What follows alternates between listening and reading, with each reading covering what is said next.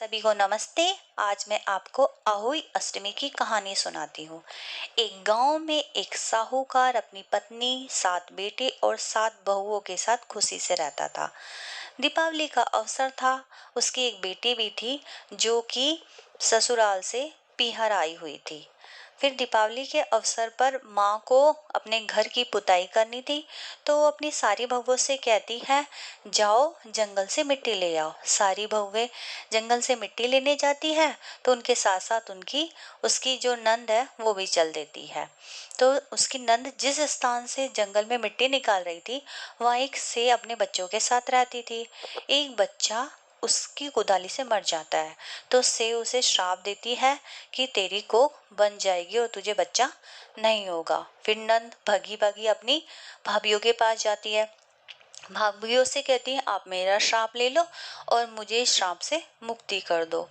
तो छोटी बहू रानी उसके श्राप को अपने सर ले लेती है और उसे मुक्त कर देती है। फिर दीपावली के बाद नंद तो अपने ससुराल वापस चली जाती है। फिर छोटी बहू रानी के एक पुत्र होता है, लेकिन वो 7 दिन के बाद ही मर जाता है। इस प्रकार उसके 7 पुत्र होते हैं जो कि 7 दिन के बाद मर जाते हैं। छोटी बहू रानी बहुत दुखी होती है और पंडित के पास इसका उपाय पूछने के लिए जाती है। तो पंडित उसे बताता है कि यदि तुम सुरई गाय की सेवा करो तो इससे तुम्हें मदद मिल सकती है।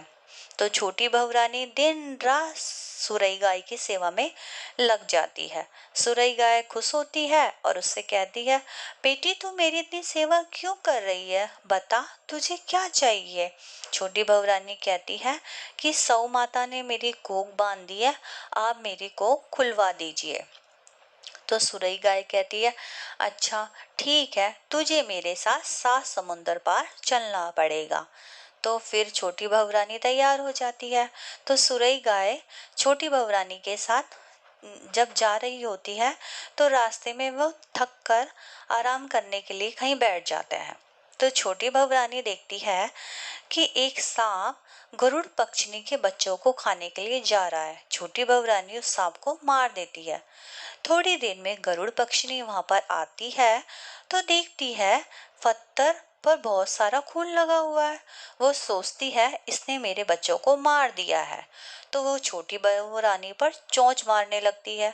छोटी बहू रानी उससे कहती है, मैंने तेरे बच्चों को मारा नहीं बल्कि उसकी जान बचाई है। तो गरुड़ पक्षिणी वापस घोंसले में जाकर देखती है, तो उसके बच्चे वहीं पे होते हैं।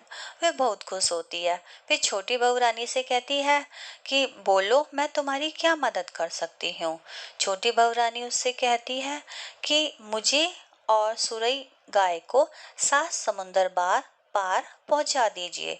तो गरुड़ पक्षिणी अपनी पीठ पर छोटी बहू रानी और सुरई गाय को बैठा लेती है और उन्हें 7 समुंदर पार पहुंचा देती है।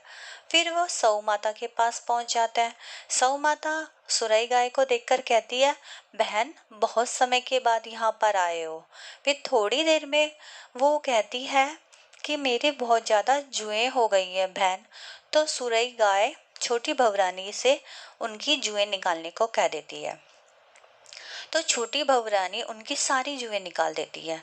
इससे सौ माता खुश हो जाती है और कहती है, बेटी तेरे 7 पुत्र और 7 बहुएं आएंगी। तो फिर छोटी बहू रानी कहती है, पर माँ मेरे तो एक भी बच्चा नहीं है। फिर सऊ माता कहती है, ऐसा कैसे हो सकता है, इसका क्या कारण है। छोटी बहू रानी कहती है, पहले आप वचन दीजिए फिर उसके बाद बताऊंगी। तो सऊ माता उसे वचन देती है, तेरे 7 पुत्र होंगे। फिर छोटी बहू रानी उसे बताती है कि मेरी नंद को आपने श्राप दे दिया था और वो श्राप मैंने अपने सर ले लिया था, जिससे मेरी कोख बंद गई है और मेरे बच्चा नहीं जीते हैं। फिर सऊ माता कहती है, पहले मैं तुम्हारी कोख नहीं खोलती, लेकिन अब मैंने तुम्हें वचन दे दिया है, तो अब मुझे तुम्हारी कोख खोलनी पड़ेगी। जा बेटी, तेरे 7 पुत्र होंगे और तेरी 7 ही बहू आएंगी। जा आओ अष्टमी की अपने पूजन की पूरी तैयारी कर। फिर वो जाती है और अष्टमी के पूजन की तैयारी में लग जाती है।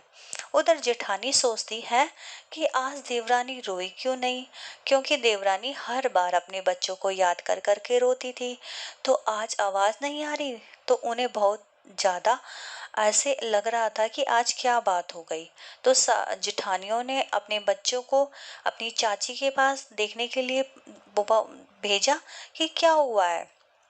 जब बच्चे चाची को देखकर आए तो बताया कि चाची तो कुछ मान रही है। सारी जिठानियां गई भागी भागी, और उन्होंने देवरानी से पूछा, तेरी कोख खुल गई है? तो देवरानी ने बताया, सौ माता ने मेरी कोख खोल दी है और मेरे 7 पुत्र और 7 बहुएं आएंगी।